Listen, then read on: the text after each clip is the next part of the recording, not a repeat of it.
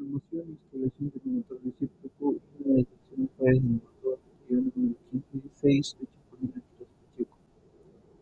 Los objetivos de esta sesión fueron hacer un reconocimiento de los tibios de los motores Lycom a través del Service Bulletin Instruction C1009PI y poder reconocer los procedimientos de pre-oiling o pre-lubricado que se realizan en un overhaul, poder solucionar un caso que sea aplicable a la data aprobada y medida adecuadamente como son los manuales.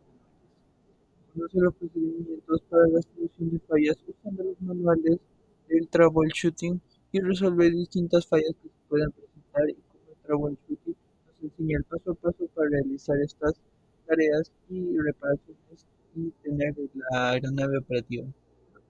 Conocer las recomendaciones del fabricante y por último aprender y plantear y analizar y solucionar diferentes problemas o casos que se nos puedan dar a la hora de hacer un mantenimiento o estar en un mismo ámbito aeronáutico. Los manuales que utilizamos fueron la preservación de motores para aeronaves activas o aeronaves inactivas, el pre-oiling del motor antes de un arranque inicial, que es el prelubricado, y el time between overhaul, que es el TBO, que nos ayuda a identificar las horas a las que se le realiza el TBO, pero esas TBO se realizan antes de hacer un overhaul o un mantenimiento programado en muchos casos.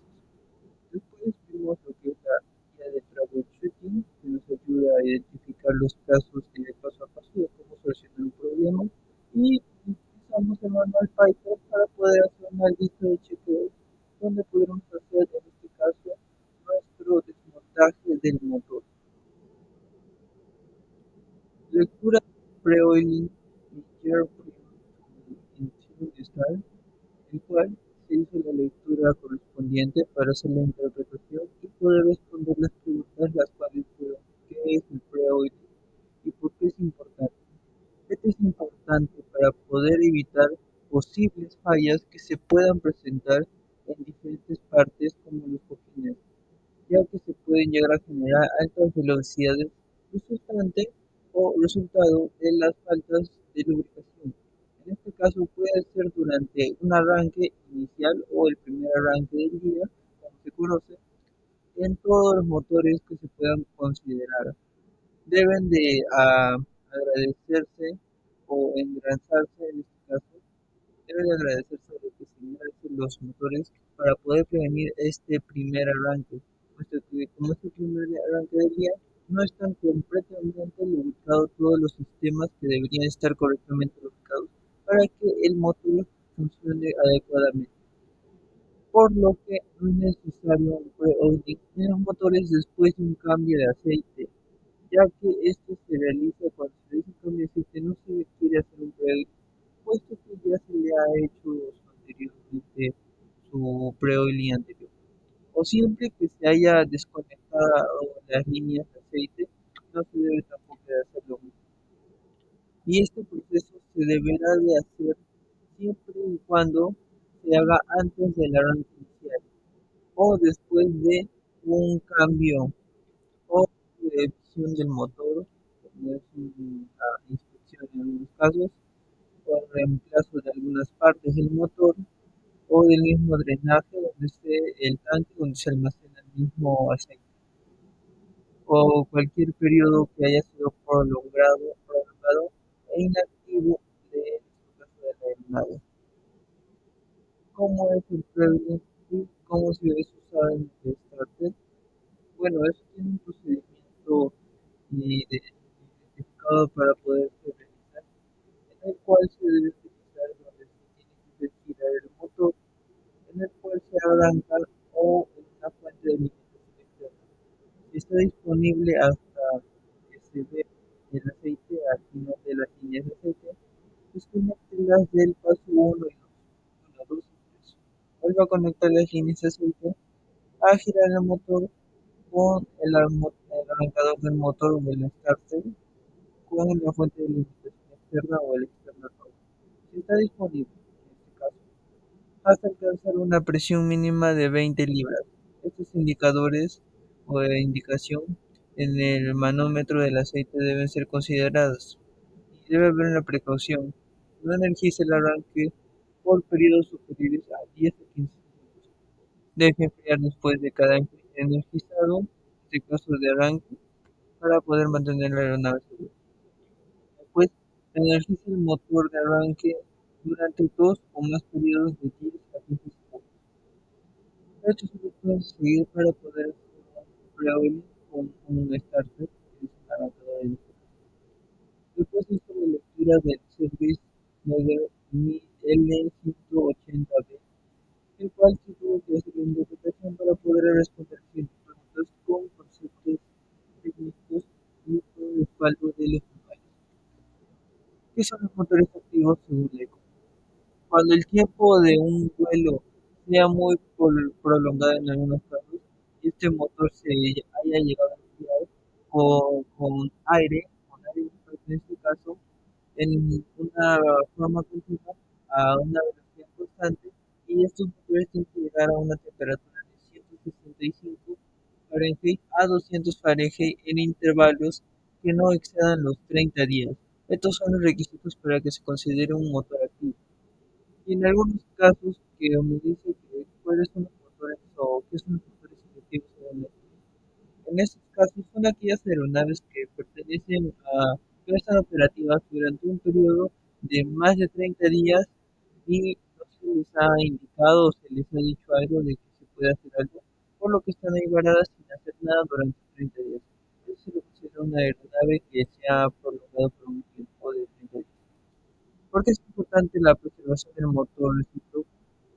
Es importante porque es posible que en los diferentes motores de los aviones se vuelvan solo para usar ocasionalmente y no alcancen una vida útil que normalmente se usaría, debido a la corrosión que se puede llegar a acumular por la humedad. Esto ocurre usualmente en áreas donde el aire es muy húmedo o muy denso y los productos de los combustibles o de la combustión se combinan para atacar las paredes de los cilindros, lo cual puede crear en muchos casos la corrosión durante los periodos en los que la aeronave no se ha llegado a utilizar en muchos casos. Después hicimos una lectura otra vez, porque es importante la lectura para poder entender cómo es que funcionan estos nuevos conceptos y cómo es que se aplican en las zonas de mantenimiento. Lectura del Service Instruction 1009BE, el cual nos dice que es the time between overhauls, o mejor conocido como el tibio. ¿Cuáles son las condiciones por las cuales no aplica un tibio o recomendadas por la ICOMIN? Estas son adecuadas porque ya que la ICOMIN no se hace responsable si es que tú has hecho estas siguientes indicaciones. No se debe ajustar la configuración del certificado de tipo de modelo del motor original, o haya sido reemplazada alguna parte por una reparación o una reacondicionación por piezas que no hayan sido aprobadas incluso por la FAA o que sea por la PMA, donde las piezas de FAA y PMA no han sido aprobadas por su uso por el mismo laico. Esto se comunica con la ICOMIN para obtener información sobre las piezas FAA y PMA aprobadas por la ICOMIN. Si la ICOMIN te aprueba de que sí puedes usar esta pieza, pero si es que no aplica para hacer en este caso el tibio, no te lo va a aceptar a pesar de que haya sido aprobado por la FAA o por la PMA, tiene que estar aprobado por la ICOM. Pero hay una lista exclusivamente que sí permite, en algunos casos, que sí puedan ser reemplazadas estas piezas, pero te va a decir cuáles o deben de ser en este caso. Haber sido mantenidos o revisados utilizando métodos distintos a los procedimientos que ya están acordados por la misma ICOM. Si no lo haces con los procedimientos que se debe hacer para mantener, en este caso, la utilidad de los motores, la compañía no te lo va a aceptar, puesto que tienes que hacer sus motores con sus mismos procedimientos. Han sido o se hayan sido operados fuera de las especificaciones publicadas por el mismo Leica. Si fue una especificación que has escuchado de otro motor y la aplicas en un motor Lycoming, no te lo vas a aplicar puesto que este es un motor Lycoming y un motor no va a ser un motor continental que un motor Lycoming, pues son muy diferentes, inclusive por la marca o el modelo. ¿Cómo debo determinar el TBO para motores que han sido usados para maniobras acrobáticas o aviones acrobáticos? En este caso encontramos dos notas, las cuales son esenciales, que son la nota 10 y la nota 6. Algunos motores en el campo han sido modificados para incorporar un sistema de invertido para poder realizar maniobras acrobáticas. Este sistema de aceite invertido se refiere al sistema por inyección, que es más por el combustible, porque un sistema por carburación no podría hacer estos vuelos invertidos, puesto que muchas veces se utiliza por gravedad o por la misma boya que se hace para hacer el llenado de combustible. Después, la nota número 6 dice las maniobras de vuelo que provocan un overspeed del motor también contribuyen a las características de desgaste anormales que tienden a acortar la vida útil del motor. Estos factores deben considerarse para establecer el TBO de los motores acrobáticos. Por lo tanto, es responsable del mismo operador poder determinar el porcentaje de tiempo que se utilizará el motor para diferentes acrobacias en diferentes áreas y establecer asimismo su propio TBO para esa aeronave. Después, ¿cuáles son las características para poder clasificar un motor como tipo frecuente? En este caso aplica la nota 11, que si es un motor que se utiliza en servicio tipo frecuente, acumulando unas 40 horas o más por un mes y ha sido operado de manera consistente, constante desde que se puso en servicio, agregando unas 200 horas por el TBO. O sea, si tienes un modelo tal y en tu TBO te aparece 1600 horas, tienes que aumentarle 200 horas si es que aplica en este caso la nota número 11, que serían alrededor de 100, 1800 horas de TBO. Después realizamos la solución del caso, donde en este caso nosotros tuvimos que identificar nuestro modelo del motor, que fue un IO 320C, el cual ni bien identificó el modelo y el tipo de motor que teníamos, que era un inyectado opuesto en este caso, que sí es utilizado para maniobras acrobáticas. Mira, hicimos la lectura de las notas que nos indicaban, que es la 2, 4, 10 y 11. Primero leímos la 2 y la 4, donde en realidad cuando hicimos la lectura no combinaban o no se establecían, no se complementaban a la par con lo que nosotros estábamos recibiendo la información de la misma aeronave, por lo que las descartamos. Y cuando hicimos la lectura de la nota 10, decía lo siguiente: algunos motores en el campo han sido alterados para poder incorporar el sistema invertido, como anteriormente mencionado. En este caso, siempre que se realicen modificaciones en un motor, el TBO del motor debe determinarse por la misma manera que se vaya indicada por los motores A, A, I, O de la misma serie de motores. Y para ver esto tenemos que ir a la nota 6, por lo que nosotros al poder justificar de que en este caso nuestra aeronave ha sido utilizada para maniobras invertidas o vuelos acrobáticos, aplica esto. Por lo que ahora ya no es un motor IO, sino es un motor AIO. En este caso es un AIO 320 y lo procedemos a buscar. Cuando lo encontramos, nos dimos cuenta de que su TBO es de 1600 y que sí aplica la nota 6 que anteriormente habíamos leído.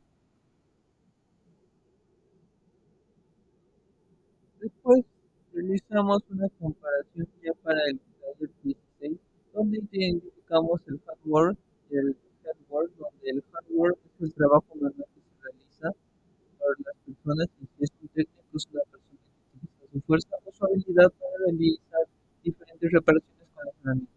Mientras que el hardware es utilizado para los trabajos analógicos y en caso de herramientas son las herramientas que nos ayudan a inspeccionar como multímetro, magnómetro, diferentes cosas, amperímetro y diferentes tipos que nos ayuden como el ultrasonido, rayos X. puede identificar fallas o inspecciones múltiples.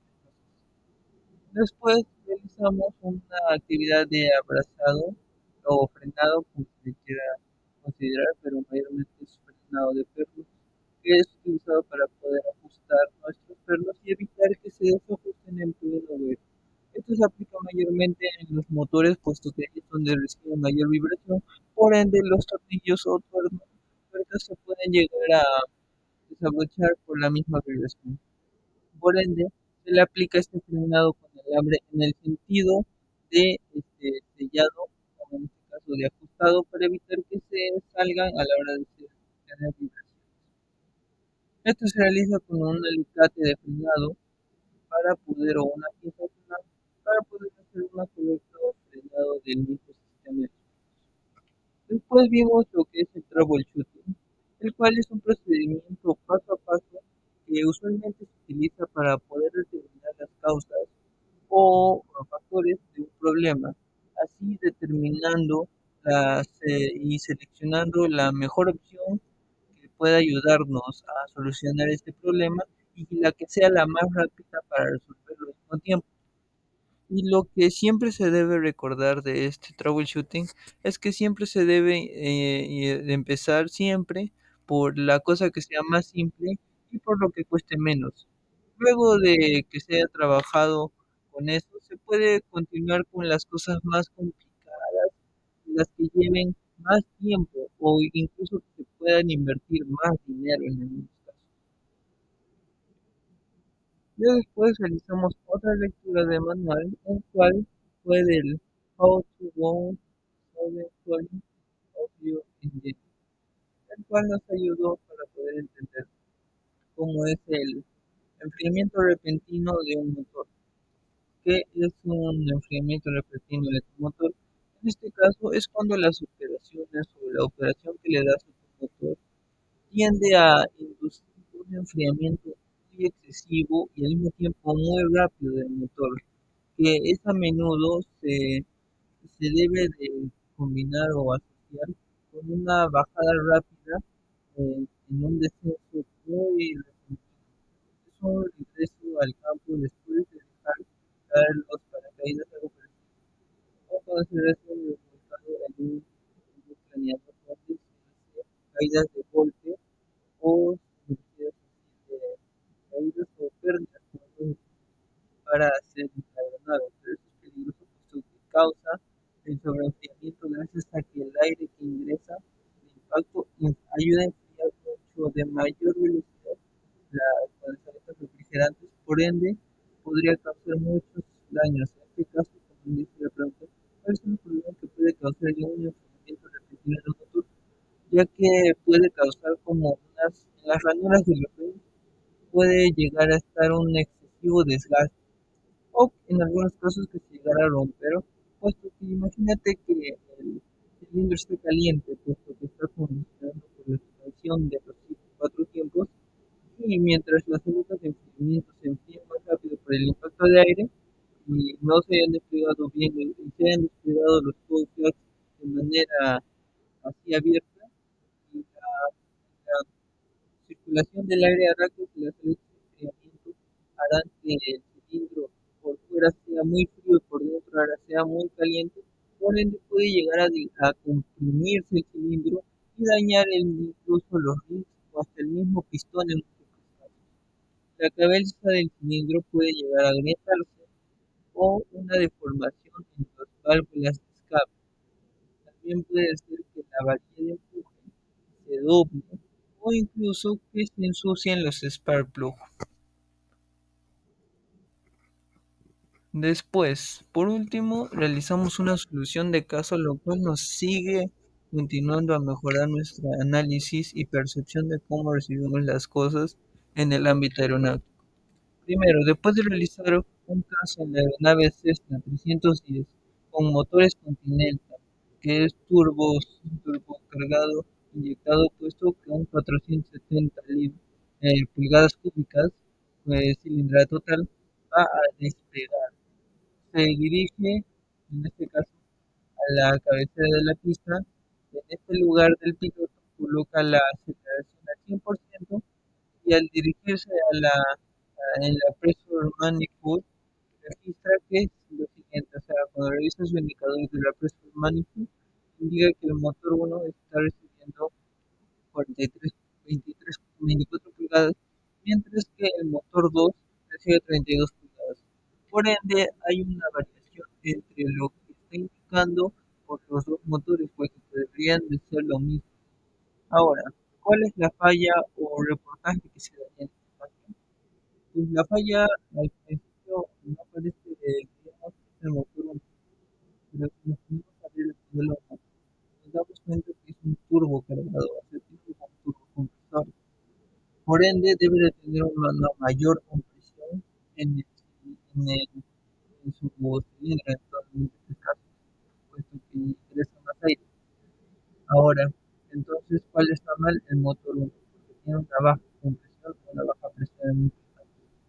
Entonces, en este caso, ya que se indicó en este caso cuál fue la falla, procedemos a hacer una lista de cuáles podrían ser las posibles fallas que podrían provocar en este caso nuestra baja presión, las cuales pueden ser una fuga de aceite excesiva, una fuga de gases del sistema de escape, una fuga masiva en el sistema de inducción y la válvula Westgate no está trabajando correctamente o el turbochoque esté defectuoso o el indicador de presión simplemente esté viejito. Después analizamos cada una de las posibles causas como inclusive en estas fallas, puesto que debemos de identificar cada uno como hemos aprendido en troubleshooting desde lo más sencillo. Fuga de aceite excesiva. Primero, eso es rápido. Podemos ver las líneas de a ver si encontramos una grieta o rajadura que pueda estar induciendo a que el aceite se vaya liberando y por ende la presión de la Westgate, en este caso como la válvula Westgate no está trabajando de forma correcta. Por ende, la Westgate siendo controlada por la válvula de aceite, bueno, por el aceite mismo, puede ser que la pressure relief de aceite no esté funcionando de manera correcta. Por ende, ahí estaría generando presión, es decir, estaría cerrando en algunos casos o abriendo de más, puesto que no está recibiendo una correcta cantidad de aceite. Hicieron después fugas de gases en la sistema de escape. Puede ser que haya fugas en el sistema de escape antes de llegar a la turbina del turbocompresor. Por ende, ahí perdería potencia a la hora de mover la turbina. Fugas masivas en el sistema de inducción. Realmente funcionando el sistema de inducción de manera correcta por haber fugas aire, no está entrando correctamente el oxígeno a el aire para hacer la mezcla y que la combustión sea bueno, casi ideal. Y después de aprovechar este efecto, eso dependerá de cómo lo tomemos aprovecharlo. Es algo diferente. Ahí tenemos múltiples parámetros: la turbina, el compresor, los rodajes, las tuberías, la varilla que los une, son los protectores, un montón de cosas deberíamos tener específicas. Pero si nos enfocamos más, se podría decir que podría ser la varilla de rodaje que une la turbina y el compresor, puesto que en algunos casos los rodajes, si no se llegan a lubricar bien, puede ser que disminuya el rodamiento de la misma varilla, ya que ambos funcionan a la misma velocidad y con la misma herramienta. Y al final, después de realizar y analizar todo este caso, nos dimos cuenta que la falla fue el indicador de presión. Pero al final, pues, de identificar esto, pudimos solo simplemente darle un pequeño golpecito al indicador de presión, ya que este es uno analógico y usualmente, como ya tiene cierta antigüedad, se tiene que proceder a dar una pequeña reacción a la flechita para que pueda hacer su aplicación de forma correcta. En conclusión, haber realizado la lectura del framework o de diferentes manuales que hemos aprendido nos sirve para entender nuevos conceptos y entendimientos de términos que pueden encontrarse en diferentes manuales. ¿Cómo es que estos podrían aplicarse en el ámbito aeronáutico?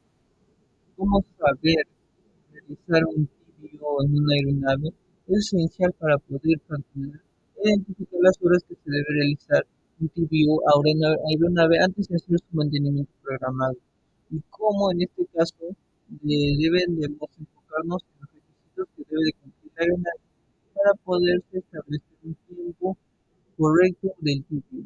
Después, haber aprendido de forma correcta la solución de casos que pueden llegar a ocurrir en los ámbitos aeronáuticos y que nos proporcione las correctas, en este caso, procedimientos para poder realizar las reparaciones, mantenimiento, inspecciones, todo de acuerdo a los manuales para poder mantenernos al margen de las indicaciones de una OMA o de una empresa misma.